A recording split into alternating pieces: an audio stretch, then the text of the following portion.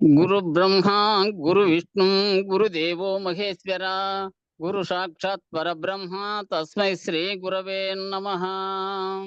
ఓం నమో బ్రహ్మాదిభ్యో బ్రహ్మ విద్యా సంప్రదాయ కర్తృభ్యో వంశ ఋషిభ్యో మహద్భ్యో నమో గురుభ్యః. సర్వోపప్లవరహిత ప్రజ్ఞాన ఘన ప్రత్యగర్ధో బ్రహ్మైవాగమస్మి అహం పదార్థరహితః.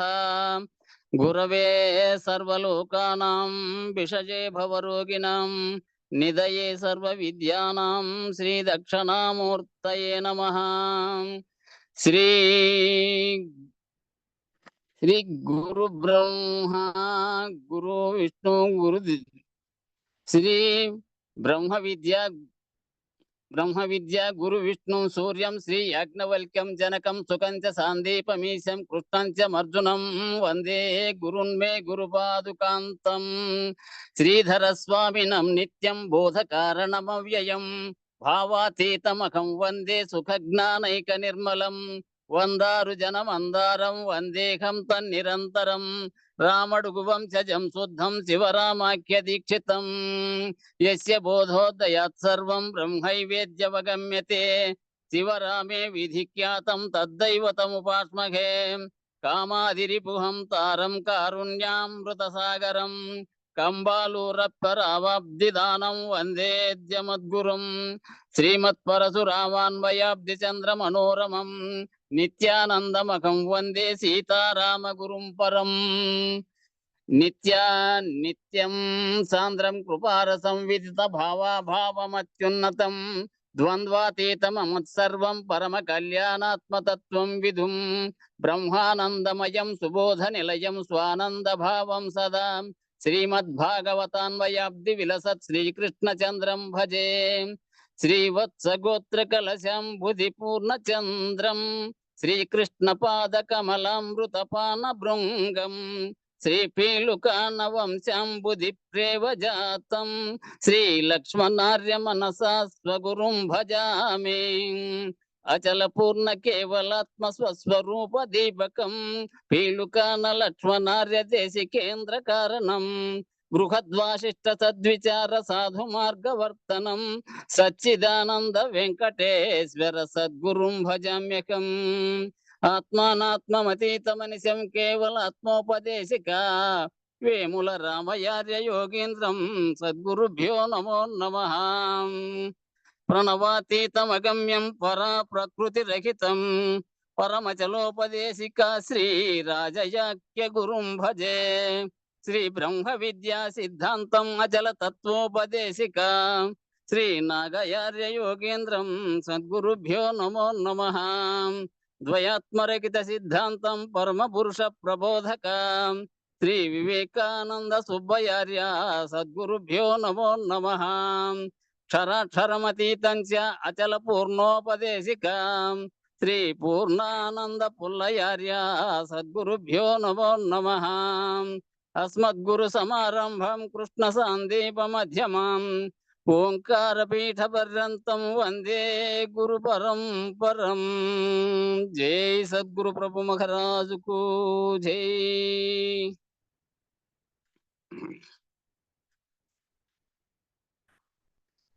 ధనమున్న వారితో తగవలడగరాదు చండాలునితో పొత్తు చేయరాదు మనసు గల్వని చోట మర్మమివ్వగరాదు కోమటి సాక్ష్యం కోరరాదు తల్లిదండ్రుల యాజ్ఞ దాటి ఉండగరాదు చెడి చెల్లె ఇంటికి చేరరాదు అత్తవారింటిలో అల్లుడుండగరాదు భార్యనెప్పుడు గొప్ప పలుకరాదు మందమతులకు దుర్మార్గ మానవులకు స్థిరమునిటువంటిదని కీలు తెలుపరాదు వాసరము వాడపలి ఆగదాస వినుత విమల సుగుణ ప్రకాశ శ్రీ వెంకటేశ.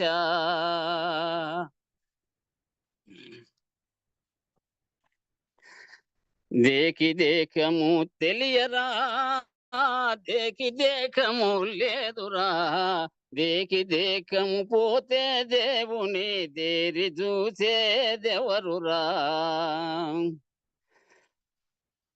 ఊక వేదము గానరాని ఊకనాదము తెలియరా, ఊక వేదము గానరాని ఊకనాదము తెలియరా, ఊక వేదముల కాది మూకమెవరికి తెల్పరా, ఊక వేదముల కాది మూకమెవరికి తెల్పరా.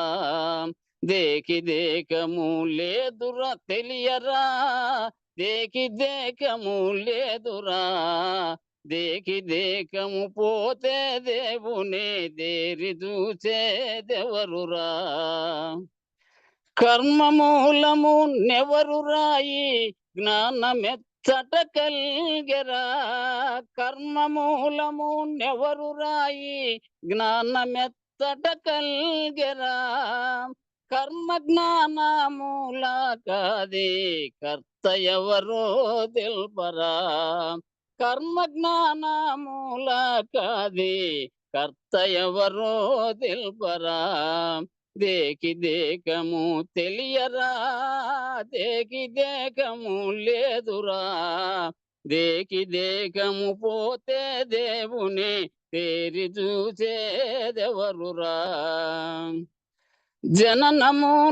జననమూలము గానరా పునర్జన్మరహితం వేదిరా, జననమూలము గానరా పునర్జన్మరహితం వేదిరా, జనన మరణమూల కాది జననమెందుకు నాయరా, జనన మరణమూల కాది జననమెందుకు నాయరా.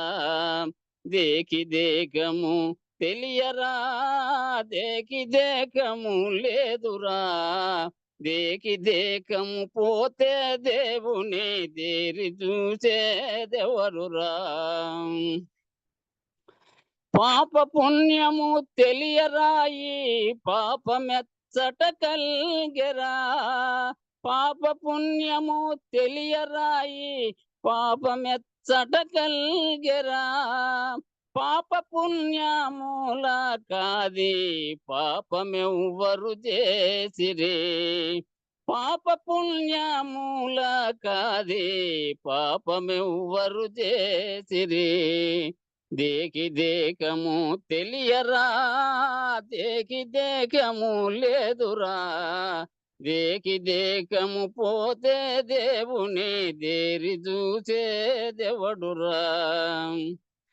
ఇట్టి గుట్టును తెల్పెరా గుట్టు దేశికు కరుణరా, ఇట్టి గుట్టును తెల్పెరా గుట్టు దేశికు కరుణరా, బయలను పరమా పదమున రట్టు నెరుకయులేదురా, బయలను పరమా పదమున రట్టు నెరుకయులేదురా. దేకము తెలియరా, దేకము లేదురా, దేకము పోతే దేవుని దేరి చూసేదెవరురా. దిట్టముగన రాయనక్కుని దివ్య భావముగానరా, దిట్టముగన రాయనక్కుని దివ్య భావముగానరా, పట్టు విడుపులు లేని పూర్ణము భావ నిర్భావంబురా, పట్టు విడుపులు లేని పూర్ణము భావ నిర్భావంబురా.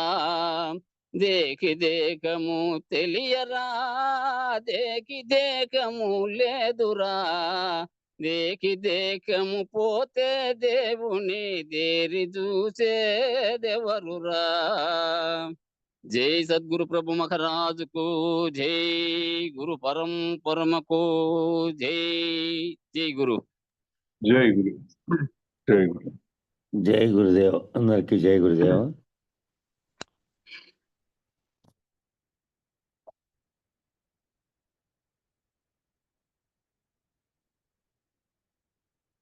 గురు సూచన. ఆ సూచన చేతు అంటే చేయండి అనే. పుట్టనిది చావని మొదలు కొన లేనిది సకల దేశముల యందు సమస్తమైన వస్తువుల యందు సర్వకాలముల యందు చెలించక ఒక్క తీరుగా ఉన్నది. ఆ పుట్టేది చచ్చేది లేకుండా ఉన్నటువంటి బయలుగా ఉన్నటువంటి పరిపూర్ణంగా అంతటా ఉన్నటువంటిది దానికి మొదలు కొన లేనిది. మొదలు అంటే పలానా ప్రారంభమైంది పలానప్పుడు అంటే దానికి పుట్టుక ఉండాలి. పుట్టది, అది పుట్టనే లేదు. సావను చావదు. పుట్టేది చచ్చేది రెండూ లేనటువంటిదిగా ఉంది. పరిపూర్ణంగాను అంతటా ఉంది కాబట్టి మొదలు కొన లేనిది సకల దేశముల యందు సమస్త వస్తువుల యందు. సకల దేశాలంటే ప్రదేశాలు. దేశాలనే మాట లేదు. ఇప్పుడు దేశం అని ప్రదేశము ఒక ఊరిని అంటున్నాం, ఒక ప్రదేశాన్ని. ఆ ప్రదేశం అనే సకల ప్రదేశాల్లోనూ ఈ ప్రదేశం ఆ ప్రదేశం అనేది లేదు. సమస్తమైన వస్తువుల యందు సమస్తమైన వస్తువులందు జడమైన వాటి యందు జడం కాని వాటి యందు సర్వత్రా ఇక్కడ అక్కడ అని భేదం లేకుండా సర్వత్రా నిండి ఉంది. సర్వకాలములందు కాలభేదం కూడా లేదు దానికి. కాలంతో నిమిత్తం లేకుండా గతంలో ఇప్పుడు వర్తమానంలోను భవిష్యత్తులో కూడా అది ఉంటే ఉంటుంది. ఎప్పటికీ ఎప్పటికీ ఉండే ఉంటుంది. ఒకే తీరుగా ఉంటుంది. ఒకే తీరుగా ఉండకపోతే పరిణామం ఉంది అని అర్థం. మార్పు ఉంది, పెరుగుతోంది లేదా తరుగుతోంది అనేటివి లేవు. ఒకే తీరుగా ఎప్పటికీ ఒకే తీరుగా ఉంటుంది. ఈ విశ్వం ఉన్నప్పటికీ లేకపోయినప్పటికీ సృష్టి అంతమైపోయినప్పటికీ మళ్ళీ పునఃసృష్టి జరిగినప్పటికీ కూడా పరిపూర్ణమైనటువంటి బయలు ఒకే తీరుగా ఉంటుంది. ఏమీ లేని గుర్తెరిగే శరీరమై ఉన్నటువంటి నీకు దానికి ఈసత్తు సంబంధం లేదు.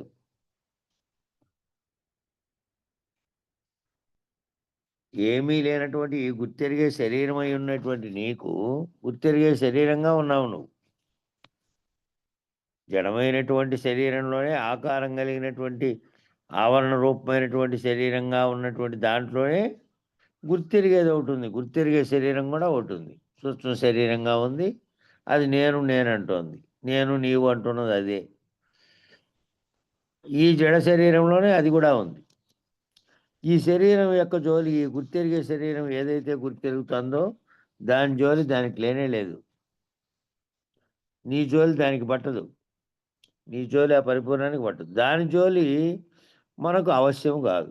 దాని జోలికి పోదాం, దాన్ని తెలుసుకుందామంటే అది భావన చెందవలసిందే తప్ప దాని జాడ కనపడే ఒక చోట ఉంది ప్రదేశం. దానికి ప్రదేశంతో కానీ లేదా రూపనామ క్రియలతో ఎటువంటి సంబంధము లేదు. దానికి అవశ్యం కాదు.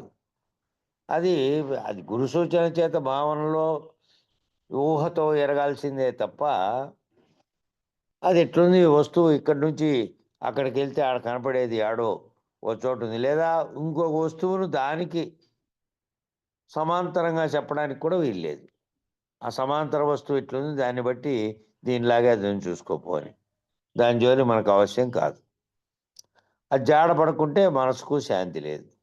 అది జాడ పడుకుంటే తెలియకపోతే ఏమవుతుందంటే నామరూపాత్మకమైన జగత్తు అది నిజమవుతుంది కాబట్టి అది దాన్నే నిజంగా అనుకుంటుంటే దానికి ఉన్నటువంటి పరిణామ వికారములు, దాంట్లో కలిగేటువంటి ద్వంద్వములు, సుఖదుఖములు, ఈ సర్వము బంధములన్నీ కలిగి ఉంటుంది. నిత్యము అది మళ్ళీ అనేక లక్షలాది జన్మలకు కారణమై ఉంటుంది. కాబట్టి ఈ లక్షలాది జన్మలకు రాకడ పోకడలకు కారణమై ఉన్నటువంటి దాంతోనే అశాంతి ఉంది. కాబట్టి శాంతి కావాలి అంటే అశాంతి పోవాలి. ఈ ద్వంద్వములన్నీ పోవాలి. ఈ బంధములన్నీ ఈ జన్మకు కారణమైనటువంటి హేతువులు ఏమి ఉన్నాయో అవన్నీ పోవాలి. అవి పోవాలంటే అది పోయి మళ్ళీ తెలియబడే వరకు దీనికి శాంతి లేదు. బయలు అలాంటిది అని ఊహతో ఎరిగి భావన చేయవలను. బయలు ఇలా ఉంది అని ఊహతో ఎరిగి భావన చేయవలను. దాన్ని చూపించడానికి చూడడానికి ఏ విధంగానూ లేదు. ఏ విధమైనటువంటి పరిణామ వికారములు లేకుండా, రాకడ పోకడలు లేకుండా, వర్ణనాత్మకమైనటువంటి లక్షణాలు ఏవీ లేకుండా ఉంది. నువ్వు గాఢ నిద్రపోయినావు అనుకో, ఏ విధంగా ఉంది అని చెప్పడానికి కూడా వీలు లేదు. గాఢ నిద్రావస్థలో శరీరం ఉంది, గుర్తెరిగే చైతన్యం లేదు. గుర్తెరిగే చైతన్యం విరమించబడినటువంటి స్థాయిలో గుర్తెరిగేది లేదు. శరీరం ఉంది, నిద్రపోతా, నీ శరీరం అయితే ఉంది కదా. కాబట్టి నీ శరీరం ఉన్నప్పటికీ కూడా గుర్తు లేకుండా పోయింది, మళ్ళీ మెలకు వచ్చే వరకు. శరీరము ఉంది, ప్రాణము ఉంది, రెండు ఉన్నాయి. రెండు ఉన్నాయి. రెండు ఉన్నప్పటికీ కూడా అది గుర్తెరిగేది లేదు. లేదంటే ఏ శరీరం ఉంది? ఈ భౌతికంగా ఉన్నటువంటి నామరూపాత్మకమైన శరీరం అక్కడ పడుకొని ఉంది ఒక చోట. దాంట్లో సర్వచర్యలకు ప్రేరణ కలిగిస్తున్నటువంటి, నీలోనే ఉండి సర్వచర్యలకు ప్రేరణ కలిగిస్తున్నటువంటి గుర్తెరిగే శరీరం తాత్కాలికంగా లేదు. సూక్ష్మ శరీరం అని దాన్ని అంటాం. అదే పోగొట్టుకోవాల్సింది. ఈ శరీరం ఉన్నట్లుగానే దాన్ని తెలుసుకోవాలి అంటాండేది అదే. ఈ శరీరం ఉన్నట్టుగానే ఏ నిద్రావస్థలో నువ్వు పడుకొని ఉంటే సర్వప్రపంచము నీ చుట్టూ ఉన్నప్పటికీ నీకు తెలియకుండా ఉందో, నిన్ను గురించిన జాడ కూడా నీకు తెలియకుండా ఉందో, ఆ స్థితి ఏ విధంగా ఉందో అలాగే ఉంది ఆ బయలు కూడా. రూపనామ క్రియలు లేవు, లేదా ఇట్లా ఉండే అప్పుడు నేను నిద్రించినప్పుడు ఇలా ఉండే అని చెప్పడానికి కూడా లేదు. నిద్ర హాయిగానే ఉండొచ్చు. ఎప్పుడు అది తెలిసిన తర్వాత, లేచిన తర్వాత, కష్టంగా శరీరానికి ఉన్నప్పుడు, శరీరం అలసట చెందినప్పుడు, మనసు ఏదైతే ఉందో ఈ ప్రేరణ కలిగిస్తున్న అంతరంగ చతుష్టయం ఉపసంహరించబడినప్పుడు ఏ స్థితి ఉందో ఆ స్థితిని మళ్ళీ నువ్వు మెలకువలో చెప్పాల్సిందే తప్ప ఇలా ఉండి అని చెప్పడానికి నిద్రలో కానీ ఏమీ లేదు చెప్పడానికి కూడా. కాబట్టి బయలు ఎలా ఉంది అని ఊహతో ఎరగండి అని ఎందుకు చెప్తున్నా అంటే, ఊహతో ఈ బయలు కూడా అలాగే ఎప్పటికీ ఒకే తీరుగా ఉన్నది. ఏ లక్షణములు లేకుండా, మొదలు కొన లేకుండా అంతటా విస్తరించి అంతటా వ్యాపించి ఉన్నది, సర్వత్రా ఉన్నది. అది ఊహతో ఎరిగి భావన చేయవలను. ఊహతో ఎరిగి భావన చేయాల్సింది తప్ప ఇలా ఉందని చెప్పడు. ఎరుక లేక సేవించవలెను. ఎరుక లేక సేవించవాలంటే ఎరుకతో ఉంటే ఏదైతే సర్వమును గుర్తిస్తున్నామో, సర్వమును గమనిస్తూ సర్వ చర్యలకు కారణమైన దాన్ని దానితోనే నడిపిస్తున్నామో అదే నడిపిస్తోంది. అది లేకుండా ఉంటే నిద్రపోయిన శరీరం ఎలాంటిదో అలాంటిదే నీ శరీరం కూడా. కోమాలోకి శరీరం ఎలాంటిదో అలాంటిదే. మూర్ఛ వచ్చిన శరీరం ఎలాంటిదో అలాంటిదే ఈ శరీరం కూడా. అది ఉండి చైతన్యవంతంగా అది నడిపిస్తుంది.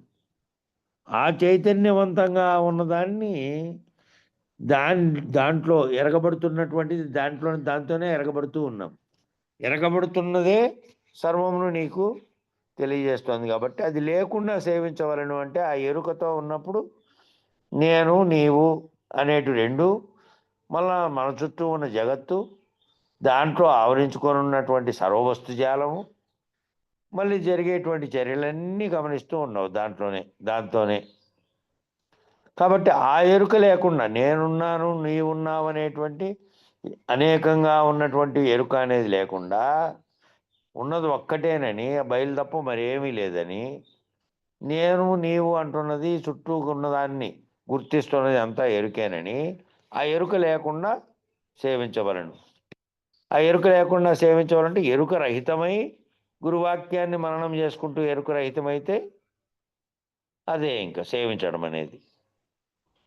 ఇక తానే లేకుండా ఉన్నప్పుడు ఆ మామూలుగా మొదటి స్థితిలో భౌతికంగా చేసినప్పుడు 4 శుశ్రూషలు చేస్తే ఆ గురువుకి సేవ ఎలా అయిందో అట్లాగే ఇప్పుడు భావంతో చేస్తున్నటువంటి సేవ ఇది.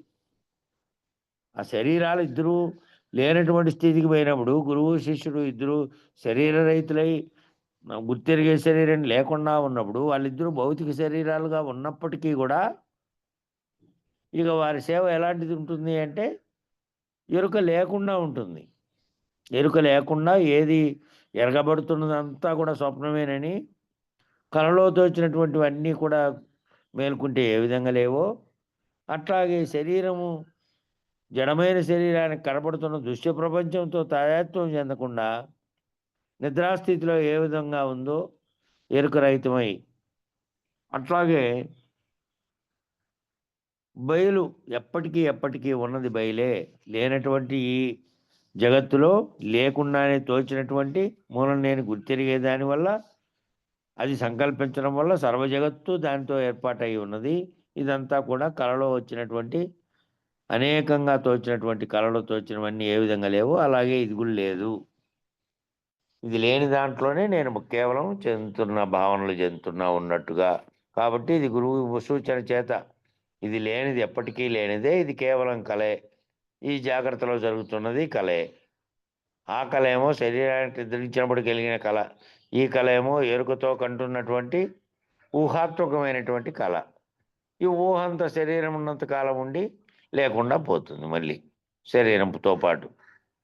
కాబట్టి శరీరం ఉన్నట్టుగానే ఈ ఊహతో ఉన్నది ఏమిటి అంటే బయలు మాత్రమే. ఆ బయలు నిరంతరము ఉన్నది. ఆ బయలుకు ఆది అంతము లేదు. ఈ సృష్టి ఉన్నా లేకపోయినా, నువ్వు నేను ఉన్నా లేకపోయినా అది ఉన్నది. ఎప్పటికీ ఉన్నది. పరిణామ వికారములు లేకుండా ఉన్నది. నేను మాత్రమే నేననేది వచ్చి మూలం లేకుండానే వచ్చి జగత్తుగా సృష్టి అయి సర్వమును కల్పించి మళ్ళీ సర్వం లేకుండా పోతోంది అనేది తెలుసుకొని సేవించవలను. ఎరుక లేక సేవించవలను అనేది అది. శరీరం ఉన్నప్పుడు శరీరం లేని దాన్ని చూసి, శరీరం ఉన్నట్లుగానే శరీరం లేని దాన్ని ఉండజూసి అంటే అది భావనలో పైన చెప్పినట్టు ఉండడం అంటే భావనలో తెలుసుకోవడమే. ఇది లేనిది, ఇది ఎప్పుడూ కూడా వస్తున్నది, పోతున్నది, పరిణామ వికారములు చెందుతున్నది, నశిస్తున్నది ఈ శరీరం. కాబట్టి ఇది శాశ్వతంగా ఉండనే ఉండదు. మనకంటే ముందు కోట్లాది సంవత్సరాల్లో ఎత్తినటువంటి జన్మల్లోని శరీరాలన్నీ పోయినాయి. అనేక శరీరాలు 84 లక్షల జీవరాశులుగా అనేకంగా గుర్తింపబడినటువంటివి.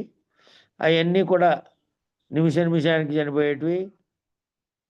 గంటల్లోనూ, దినాల్లోనూ, రోజు సంవత్సరాల్లోనూ చనిపోయేటివన్నీ కూడా, అన్ని జీవులు కూడా వాటి యొక్క కాల వ్యవధితో సంబంధం లేకుండా పోతాయి. ఎక్కువ తక్కువ అంతే. ఎక్కువ కాలం తక్కువ కాలం. అట్లా శరీరం అనేది ఎప్పటికీ ఉండదు. అందులో గుర్తెరిగేది కూడా అంతే. అది ఉన్నప్పుడు అది ఉన్నంత కాలమే దాన్ని అడ్డు పెట్టుకొని ఉన్నది. కాబట్టి ఆ గుర్తెరిగేదాన్ని ఈ శరీరం ఉన్నప్పుడే శరీరం లేని దాన్ని ఉండచూసి, శరీరం లేనిది బయలుగా ఉన్నది, శరీరం లేనిది పరిపూర్ణంగా ఉన్నది, సర్వవ్యాప్తమై ఉన్నది, అంతటా నిండి ఉన్నది, దాన్ని ఉండచూసి గురువాక్యం చేత తెలుసుకోబడి దాన్ని భావన చేసి ఇది లేనిదిగా గుర్తించి సర్వకాలం శరీరం లేకుంటే సరి. సర్వకాలం శరీరం అనేది ఉన్నది అంటే ఈ శరీరం ఉన్నది. ఈ శరీరంలో గుర్తిస్తున్నది ఏది అంటే మూలం లేని గుర్తెరిగేది. అదే చైతన్యము, అదే జ్ఞానము, అదే తెలివి, అదే ఎరుక, అనేకమైనటువంటి పేర్లు పెట్టుకునేప్పటికీ అదే. అంతటికి ప్రేరణ. అది లేకుంటే ఈ శరీరంగా ఉన్నటువంటి జడమైంది కదలదు, ఏమీ చేయదు. కాబట్టి అది లేకుంటే సరి. అది లేనట్టుగా మౌనముద్రా స్థితిలో లేదా సమాధి స్థితిలో లేదా గాఢ నిద్రా స్థితిలో ఏ విధంగా ఏ పలుకు లేకుండా ఉన్నావో అట్లా మెలకువలో కూడా ఆ విధంగానే ఉండాలి. నీకు ఇంక అవసరమే లేదు దేంతో కూడా. ఎవరో వచ్చి నీ గురుపాదం పట్టినట్లు నేను కూడా వారికి తెలియబడే కోసం అడిగితే నువ్వు ఇప్పాల్సింది ఏదైనా ఉంది, ఇదిగో ఇది అది చెప్పడానికి, అంతే తప్ప చెప్పేవాడు చెప్పబడే విషయము రెండు కూడా రహితమైన వానికి లేదు. లేడు కాబట్టి, వాడు లేనటువంటి స్థితిలో ఉన్నాడు కాబట్టి ఇది సర్వకాలం శరీరం లేకుంటే సరి.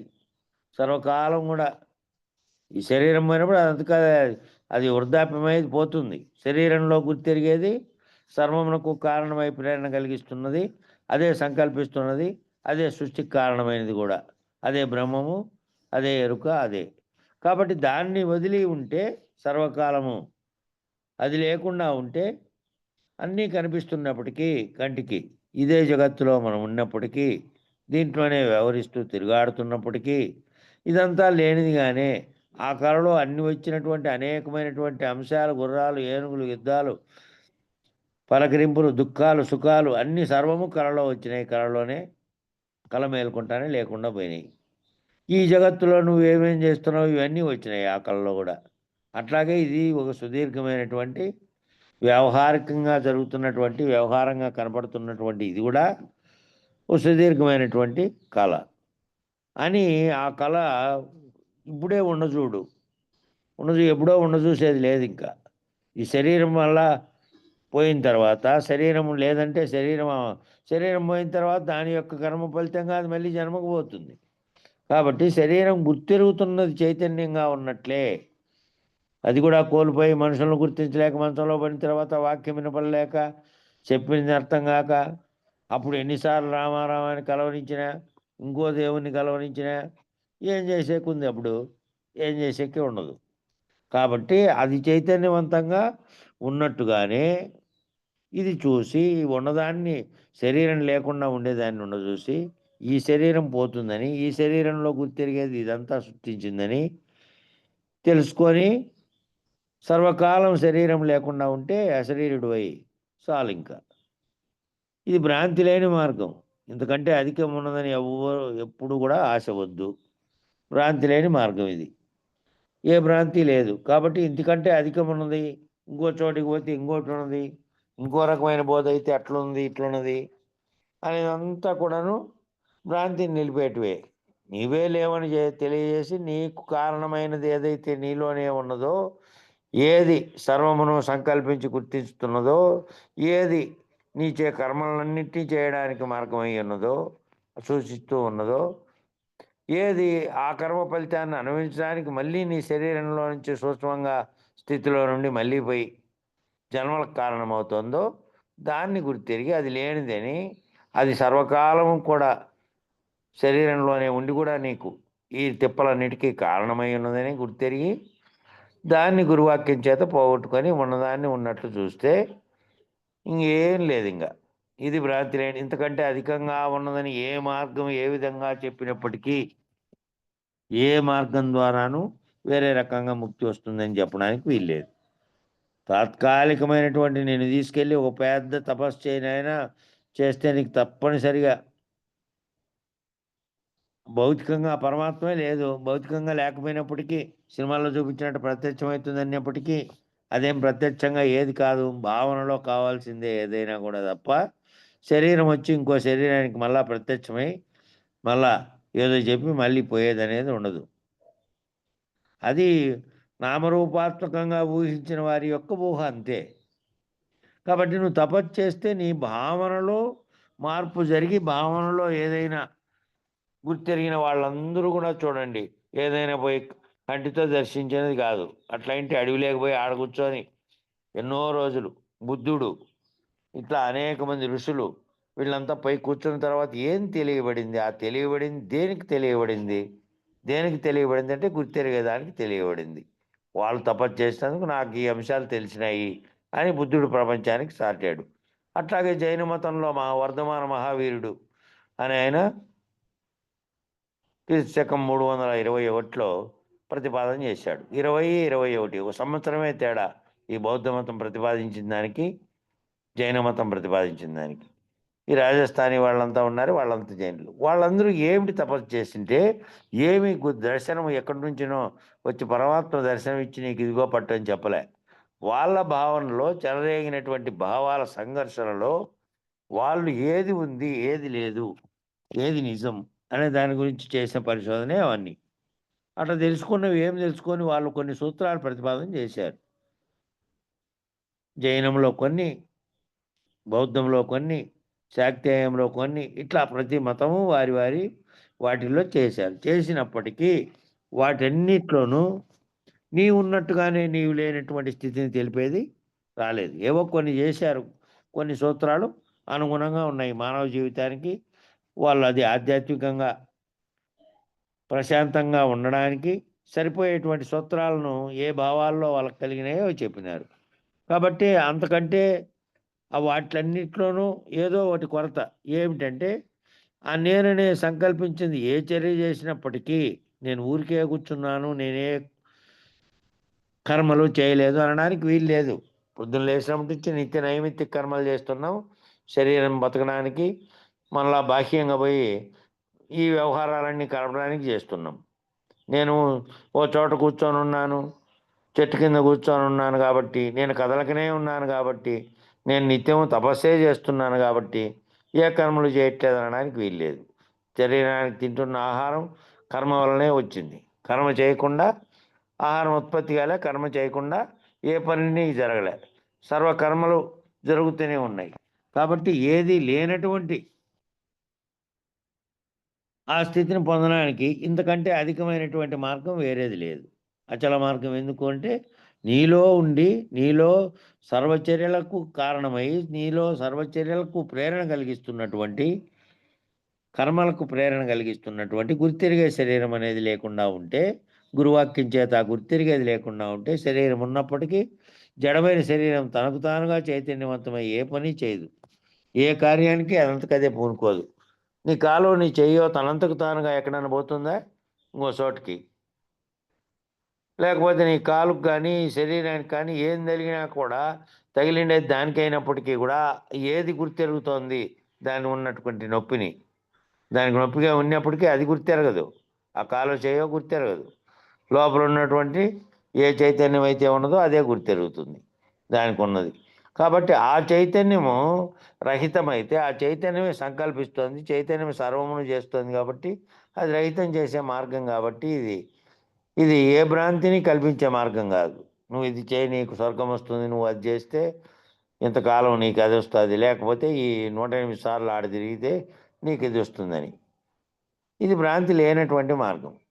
ఈ మార్గంలో కష్ట సుఖాలన్నిటికీ అన్ని మానవులకు అందరికీ వచ్చినట్లే నీకు నాకు అందరికీ వచ్చినప్పటికీ, కొందరు ధనవంతులైనప్పటికీ, కొందరు ధనం లేకుండా ఉన్నప్పటికీ, కొందరు ఇంకో రకంగా ఉన్నప్పటికీ, కొందరు అందంగా ఉన్నప్పటికీ, ఏ రకంగా ఉన్నప్పటికీ భావనలో ఏ రకమైనటువంటి సుఖదుఖాలకు ద్వంద్వములకు తావు లేకుండా ఉండేటువంటి మార్గం ఇది.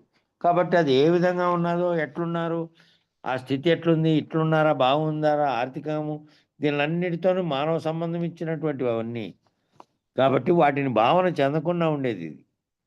ఏ రకమైన భావనలు లేకుండా ఒకే రకమైనటువంటి అన్ని భావనలు కాకుండా ఏకంగా ఒక్కటే స్థితిగా, ఏ రకమైనటువంటి భేదాలు లేకుండా, కులం కానీ, మతం కానీ, ధనం కానీ, లేకపోతే శరీరం లేకున్నటువంటి స్థితి కానీ, బలం కానీ ఏదీ లేకుండా గుర్తిరుగుతున్నటువంటిది రహితమై ఏకంగా ఉన్నటువంటి సర్వప్రపంచము లేనిదే. లేనిదే కల్పన నాలో ఉండి గుర్తిరిగేదే కల్పన చేస్తోంది. ఇదంతటికి ఇదే కారణమై ఉన్నది, ఇదే సంకల్పము, ఇదే ఇత్తనమై ఉన్నది మళ్ళీ జన్మకు. కాబట్టి ఇది లేకుండా పోగొట్టుకుంటే ఉన్నది ఎప్పటికీ ఉన్నది. ఉన్నది బయలు స్వరూపంగా ఉన్నది.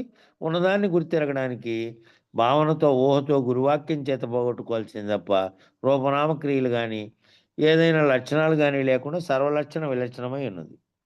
కాబట్టి ఈ భ్రాంతి ఏ రకమైన భ్రాంతి లేకుండా నీ ఉన్నట్టుగానే నిన్ను రహితం చేసి, నీ జన్మకు కారణమైనది ఏది ఉందో అది తొలగిస్తే ఇక నీకు జన్మకు రానటువంటి ముక్తి కలిగినట్టు. కాబట్టి ఇంతకంటే అధికం ఉన్నదని ఎప్పుడూ ఆశ వద్దు. ఉన్నది ఉన్నట్లు చూసి లేనిది ఏమీ లేదని, ఇంతకంటే అధికం ఉన్నట్లు ఆశ వద్దు. ఉన్నది ఉన్నదాన్ని చూడు. ఆ ఉన్నదాన్ని గురువు చేత నీ ఊహతో ఎరిగి ఉన్నదే ఉన్నట్టుగా ఉన్నది, ఎప్పటికీ ఉన్నది. అది నీ ఉన్నా లేకపోయినా, జగత్తున్నా లేకపోయినా ఉన్నది.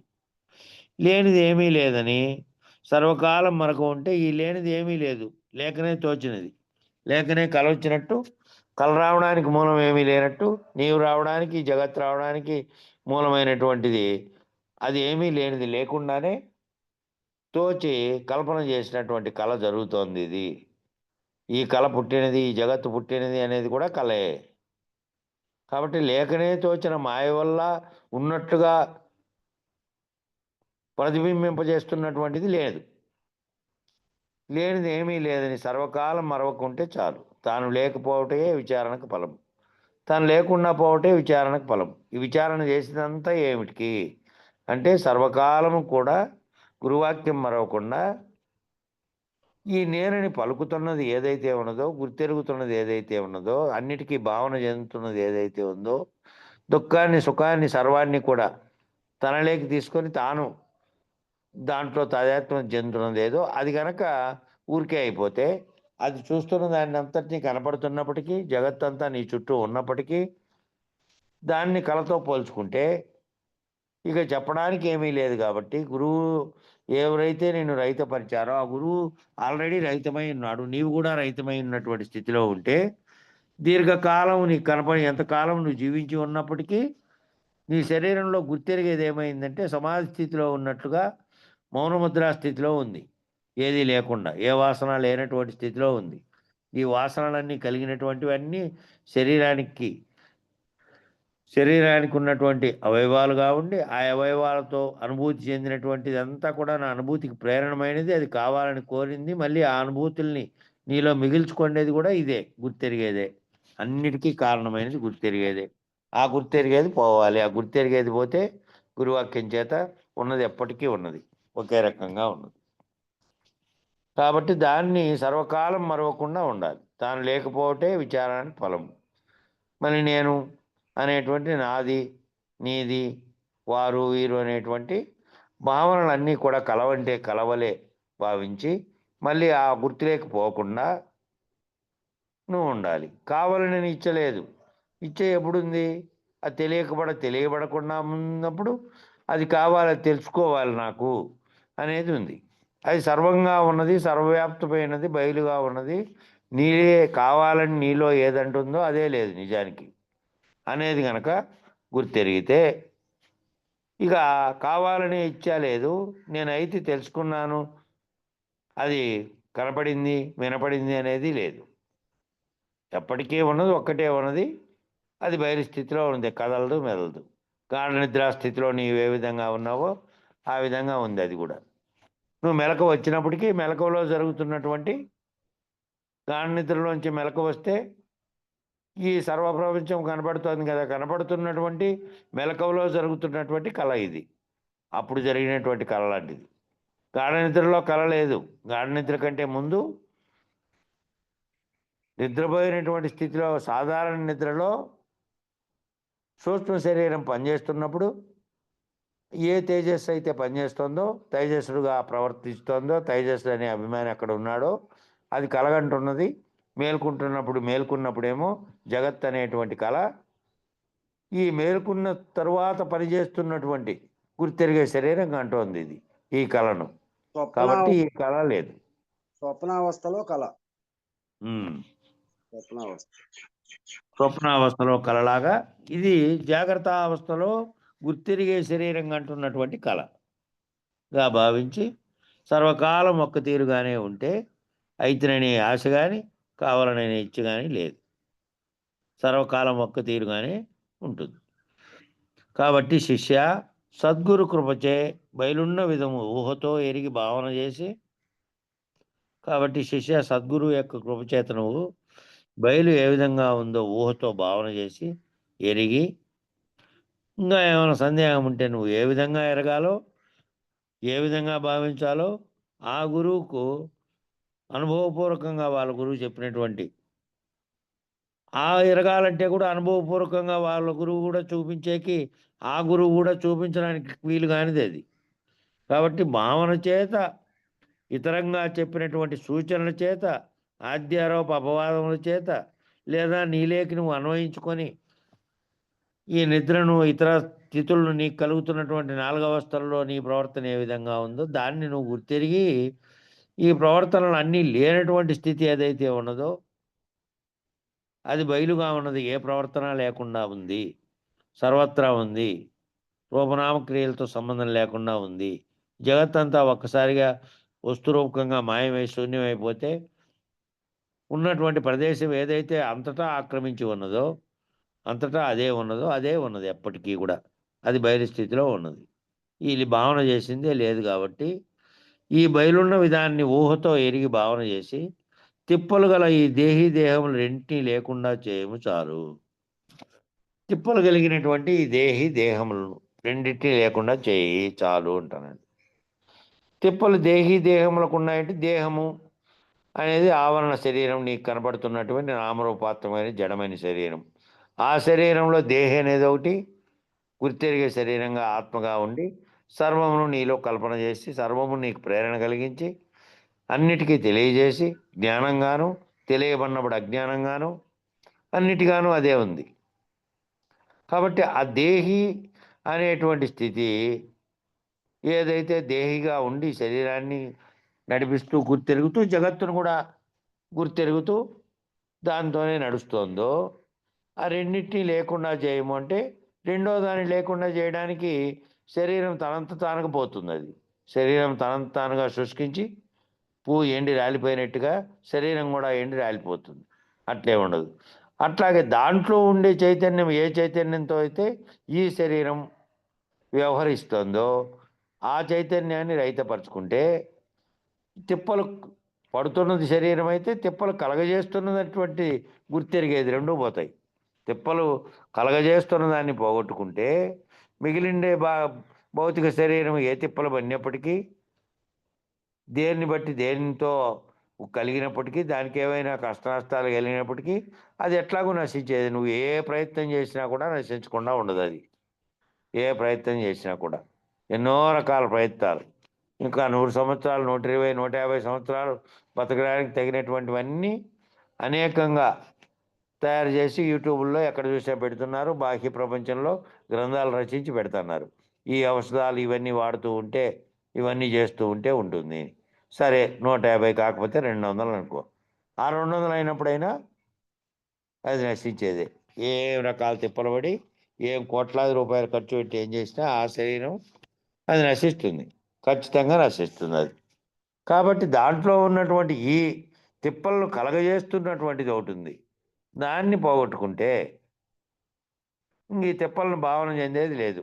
ఈ తిప్పలు కలిగినాయని కానీ ఇది ఆనందంగా ఉంది కానీ ఆ తిప్పలు లేవని కానీ లేకపోతే నీకు ఏ రకమైన భావన లేదు.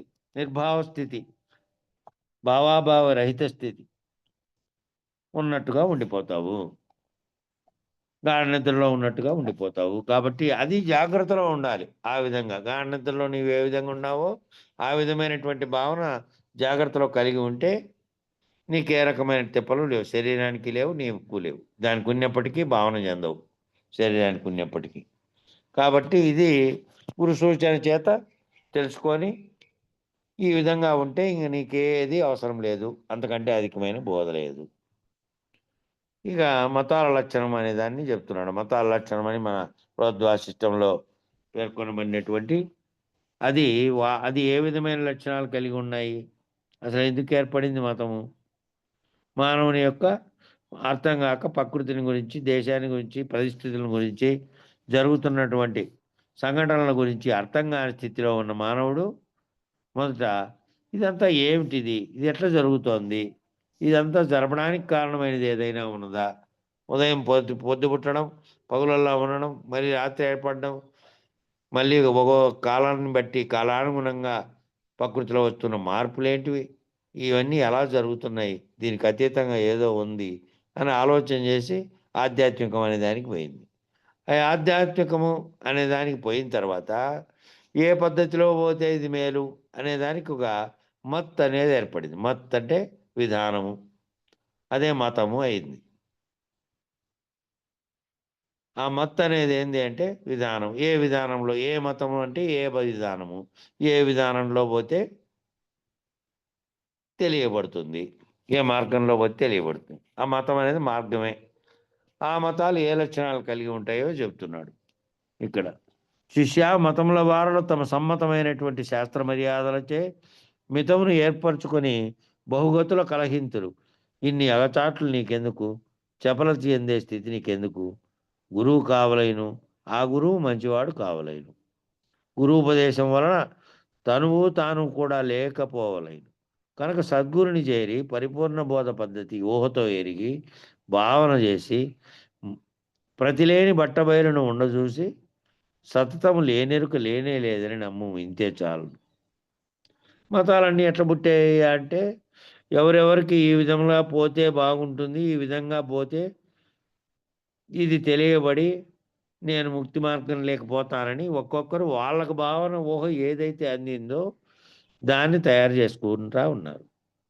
పోనీ దాన్ని తయారు చేసుకొని దాంట్లో ఉన్నటువంటి మర్మాన్ని ఎరిగి దానివల్ల పోతే వస్తుంది అని నమ్మేవాళ్ళు దాంతో నమ్మని, ఇంకోరు నమ్మే దాని మీద మళ్ళీ యుద్ధం చేయాల్సిన పని లేదు. ఇంకోరు నమ్మే మతాన్ని అది బాగలేదు దాన్ని దూషించడానికి కొన్ని, దీన్ని దూషించడానికి కొన్ని. ఇట్లా ఒక మతం ఇంకొక మతం యొక్క ఆ మతం ఏర్పరచుకున్నటువంటి విధానాన్ని ఒప్పుకోవట్లే ఏది కూడా. దీన్నది దాన్నది ఇంకో దాన్ని ఇంకోటి ఒప్పుకోవట్లే. కాబట్టి అనేకంగా ఉన్నటువంటి మనకు ప్రధానంగా కనపడతానేటివి గ్రంథాల్లో తెలిపినటివి 13 14 ఉన్నాయి. కానీ నిజానికి ఒక 26 వరకు ప్రపంచవ్యాప్తంగా మూలల్లో ఎక్కడెక్కడో ఖండాల్లో అటవిక ప్రాంతాల్లో ఇప్పటికీ బాహ్య ప్రపంచం గుర్తెరగకుండా జరుగుతున్నటువంటి చోట వేరు వేరు మతాలను అవలంబించే వాళ్ళు ఉన్నారు. అన్ని రకాలు ఎందుకు పుట్టాయి? అన్ని రకాలంటే వేరు వేరు మార్గాల్లో వాళ్ళు పోవడం వల్ల భేదాభిప్రాయాల వల్ల పుట్టాయి. కానీ ఆ మతాలన్నీ కూడాను ఆ లక్షణాలతోనే ఉన్నాయి. పర్టికులర్గా ఈ లక్షణాలు దీనికి ఉన్నాయి. ఆ శాస్త్ర మర్యాదలచే మితమును ఏర్పరచుకొని అనే మాట ఇప్పుడు ఎందుకన్నారంటే ఒక శాస్త్రాన్ని తయారు చేసుకొని దాంట్లో రూల్స్ అండ్ రెగ్యులేషన్స్ లాగా అన్నీ ఏర్పాటు చేసుకొని దీని ప్రకారం పోవాలి అని దాని మర్యాదల చేతనే మితాన్ని ఏర్పరచుకొని ఉన్నారు. ఆ మితం దాటినటువంటి సర్వవ్యాప్తమైనటువంటి దాని గురించి ఆలోచన చేసి సర్వవ్యాప్తమైనది నాకు నీకు ఇంకో మతానికి ఇంకో ప్రదేశంలో బతుకుతాండి దానికైనా ఇంకో చోటుని దానికైనా ఎక్కడో ఉన్ని అరబ్ దేశమైనా ఇంకో దేశమైనా సర్వప్రపంచము ఒకటే కదా. బ్రహ్మాండం అనే దాంట్లో భూమి అనే దాని మీద ఈ మానవులనే శరీరాలు కలిగి ఉన్నటువంటి వారు ఉన్నారు. ఇది ఏ దేశంలో ఏ ప్రాంతంలో ఉన్నప్పటికీ సర్వవ్యాప్తమైనటువంటి దాంట్లోనే ఇవన్నీ ఉన్నాయా లేకపోతే వేరువేరుగా ఉన్నాయా? ఇవన్నీ దాంట్లోనే ఉన్నాయి. కాబట్టి దాన్ని విచారణ చేయాల్సి వచ్చినప్పుడు ఈ విధమైనటువంటి ఆ దేశంలో ఉండే మతం మీదో ఇంకొక దేశంలో ఉండే ప్రవర్తన మీదో ఇంకో చోట ఉండే దాని మీద అన్నిటితోనూ చర్చే అవసరంలే. నీదేదో నువ్వు పాటించమంటే ఆ మితాలు ఏర్పరచుకున్నారు కాబట్టి మీకు అన్నిటి గురించి ఏకభావన రాదు. ఎందుకు ఏకభావన రాదంటే వాళ్ళ పద్ధతులు ఇలా ఉన్నాయి, వీళ్ళ పద్ధతులు ఇలా ఉన్నాయి. ఆ వేరు వేరు దేశాల్లో వేరు వేరు ప్రాంతాల్లో ఉండే వాళ్ళ పద్ధతులు ఆ విధంగా ఉన్నాయనేటువంటి భేదం అనేది ఉంది అక్కడ ఆ మితంలో. కాబట్టి అచలం ఏం చెప్తుందంటే బ్రహ్మాండమంతటా దేశాలతో కాలాలతో నిమిత్తం లేకుండా సర్వవ్యాప్తంగా ఏదైతే ఉన్నదో ఈ మతం అనేటువంటి నియంత్రణ కానీ లేదంటే ఆ ప్రాంతం అనే నియంత్రణ కానీ వాళ్ళు పాటించేటువంటి సిద్ధాంత విభేదత్వం కానీ దేనితోనూ సంబంధం లేకుండా సర్వవ్యాప్తమైనటువంటిది ఒకటి ఉంది. ఆ సర్వవ్యాప్తమైన దాంట్లో ఈ జగత్ అనేటువంటి కళ ఏర్పడింది కదా. దీన్ని గురించి విచారణ చేసి ఆ సర్వవ్యాప్తమైనది తప్ప స్వతసిద్ధంగా ఏదైతే ఉన్నదో బయలుగా పరిపూర్ణంగా అది తప్ప ఇదేమీ లేనిది. ఇదే ఈ గుర్తెరిగేదే ఈ సర్వమతముల్ని తయారు చేసింది. ఈ వాళ్ళకి సమ్మతమైనటువంటి మితమైనటువంటి శాస్త్ర మర్యాదలన్నింటినీ కూడా ఇది ఏర్పాటు చేసింది. ఈ బహువిధమైనటువంటి వీటన్నిటిని కల్పించుకొని కలహింతురు. ఇక్కడ చూడండి, మితమును ఏర్పరచుకొని బహుగతుల చేత కలహింతురు అంటే వీటిని ఎవరు తయారు చేసింది? దీన్ని తయారు చేసింది గుర్తెరిగేటువంటి ఆ గుర్తెరిగే శరీరం అనేటువంటి ఊహ ఎవరి తెలివిలో ఎవరిలో అయితే జ్ఞానం ఉదయించి ఓహో ఇది ఇట్లుండొచ్చు అని ఊహ చేసిందో ఆ ఊహ చేసింది ఒక్కో రకమైన శాస్త్రాన్ని ఒక్కో ప్రాంతానికి వారికి తెలిసినటువంటి విధానం వాళ్ళు నడుస్తున్నటువంటి నడవడికను బట్టి వాళ్ళు తయారు చేసుకొని ఆ మితంలోనే అనేకంగా ఉన్నటువంటి వాళ్ళంతా మళ్ళా కలిసి కలహింతురు. మళ్ళీ ఎవరెవరిది వాళ్ళకు ఉంది కదా, దీన్ని విభేదించడం వల్ల దాన్ని వాళ్ళు దీన్ని వీళ్ళు విభేదించడం వల్ల కలగిస్తారు. కాబట్టి ఇన్ని అగచాట్లు ఇవన్నీ నీకెందుకు? మతాలలో చెప్పినటువంటిది ఇది మతం కాదు, ఇది అచలం అనేది రహిత స్థితి. ఏది రహిత స్థితి? ఏదైతే సర్వమును కల్పించిందో దాన్ని రహితం చేసుకునేటువంటి స్థితి. కాబట్టి ఇది చెలించదు, ఇది సర్వవ్యాప్తమై ఉన్నది. దీనికి ఏమైనా రకమైనటువంటి మతాచారములు లాంటి శాస్త్ర మర్యాదలన్నీ మితాలు లేవు. ఇది ఏకమై ఉన్నది. ఇది అంతటా నిండి ఉన్నటువంటి ఒక్కటే భావన ఉంటుంది. ఇంకా ఇంకో రకమైనటువంటి వాడు పార్శ్వ మతస్థుడు, వాడు ఆ దేశం వాడు, వీడి దేశం వాడు, వీడు ఇట్లున్నాడు వాడు అట్లున్నాడని కాదు. సర్వబ్రహ్మాండమును గురించి చర్చించేది ఇది. బ్రహ్మాండం అంతటినీ గురించి, బ్రహ్మాండం ఆవల ఈవల కూడా ఏదైతే వ్యాపించి ఉన్నదో దానిని గురించినటువంటి చర్చ. దాంట్లో ఈ లేకుండానే వచ్చినటువంటి నీ ముందర కనపడుతున్నటువంటి నీ చుట్టూ ఉన్నట్టుగా తెలియబడుతున్నటువంటి గుర్తెరిగే దాంతో ఏదైతే సృష్టి అయిందో దాన్నంతటినీ విచారించి అది లేనిదే అని తెలుసుకొని చేసేది. కాబట్టి ఇన్ని అగచాట్లు నీకెందుకు? ఆ మతముల వారిలో ఏర్పరిచినటువంటి మితములతో కానీ ఆ సిద్ధాంత విభేదత్వంతో కానీ లేదు. ఇది ఏకంగా ఒకే రకమైన భావన కలిగి ఏ జగత్ అనేది ఉంది అని దాంట్లో ఇన్ని రకాలైనటువంటి సిద్ధాంతములు ఇన్ని రకాలైనటువంటి ఉన్నాయని భావనే లేనటువంటి భావరహిత స్థితి ఇది. కాబట్టి ఆ స్థితి నీకెందుకు? ఆ సిద్ధాంతంతో పని లేదు, ఆ ఎగచాట్లతో పని లేదు, ఆ చపలత చెందే స్థితి నీకెందుకు? ఆ చపలత చెందేటువంటి స్థితి అది. ఒకదాన్ని కాదు మీది అంటే మాది గొప్పది ఉన్నది అంటే అవతలది యువతలది రెండు లేకుండా పోయే స్థితిని ఏర్పరిచేటట్టు ఉండాలి. ఇంకా ఈ చపలత చెంది మీది తప్పు మాది కరెక్ట్ అయినది అని చెప్పేటట్టుంటే మాది ఏ విధంగా కరెక్టో నిరూపించినటువంటి మతం అనేది మితమైనటువంటి స్థితిలో ఉంది. అది ఎంతసేపు చెప్పినప్పటికీ అవతలది తప్పని దీన్ని వ్యతిరేకించే ఇంకో మతం ఉంది కదా, అది దీన్ని వ్యతిరేకిస్తుంది. కాబట్టి అవన్నీ చపలత చెందే స్థితులు. అది కానిది ఇది, ఇది కానిది ఇంకోటి చెప్పే స్థితులు అవి. కాబట్టి ఆ చపలత చెందే స్థితి ఎందుకు? వీటన్నిటికీ అతీతమైంది కదా ఇది చెప్పేది.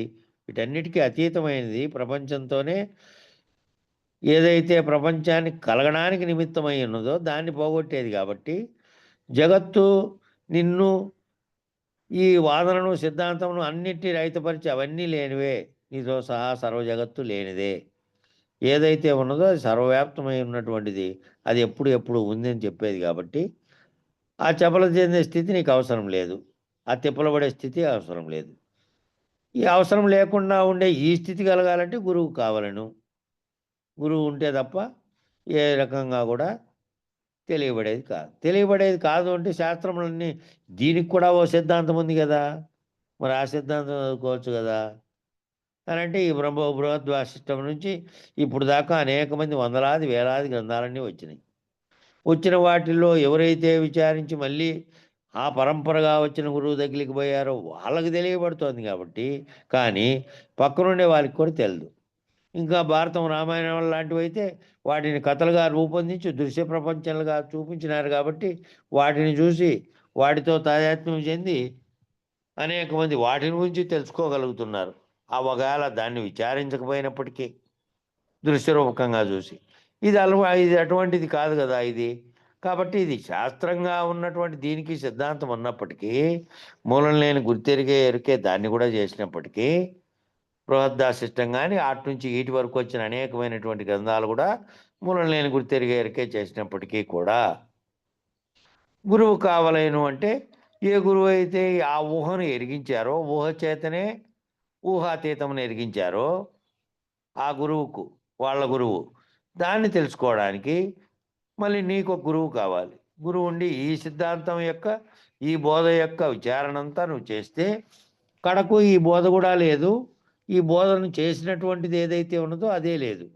కాబట్టి ఇది చేసింది కూడా లేదు, ఈ సిద్ధాంతాన్ని నిర్మించింది కూడా మూలం లేని గుర్తెరిగే ఎరుకే నిర్మించింది.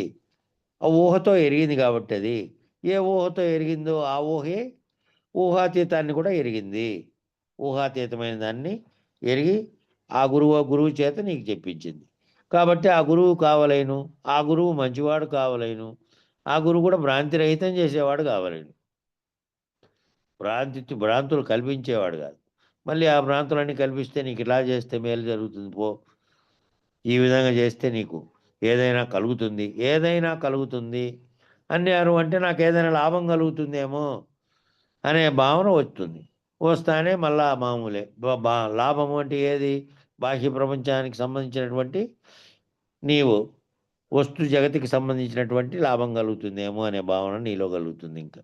కాబట్టి అవన్నీ ఏవి కల్పించినటువంటి సర్వభ్రాంతులను విడిపించేటువంటి నీవు నీ చుట్టూ ఉన్నటువంటి భ్రాంతితో కూడినటువంటి జగత్తును రహితం చేసి ఏదైతే ఈ నీవు నీ చుట్టూ ఉన్నదాన్ని కల్పిస్తున్నదో దాన్ని కూడా రహితం చేస్తే నీవు లేకుండా పోతావు. కాబట్టి అటువంటి గురువు కావాలను. మంచివాడు కావాలి. గురూపదేశం వలన తనువు తాను కూడా లేకపోవలేను. తనువు తాను. తనువు అనే శరీరం భౌతికంగా ఉంది. దాంట్లో దాన్ని గుర్తిస్తున్నది ఏది? గుర్తెరిగే శరీరం. కాబట్టి గుర్తెరిగే తాననేటువంటి నేననేటువంటి గుర్తెరిగే శరీరం పోవాలి. నేననే గుర్తెరిగే శరీరం పోయిన తర్వాత ఇది ఉంటే ఉండే పోతే పోయే. మిగిలిండే భౌతిక శరీరం. అది ఎట్లాగో నువ్వు నిలపలేవు, లేదా పోకుండా చేయను లేవు. అది తనంతా తానే పోతుంది. ఆకు రాలినట్టు రాలిపోతుంది దాని సమయం వచ్చినప్పుడు. కాబట్టి ఈ గురూపదేశం వలన తనువు, ఆ తనువులో ఏదైతే ఈ తనువును తనను రెండింటిని గుర్తెరిగి పలుకుతుందో ఆ తాను లేకుండా పోవాలి. గుర్తెరిగేది లేకుండా పోతే ఇది లేదు.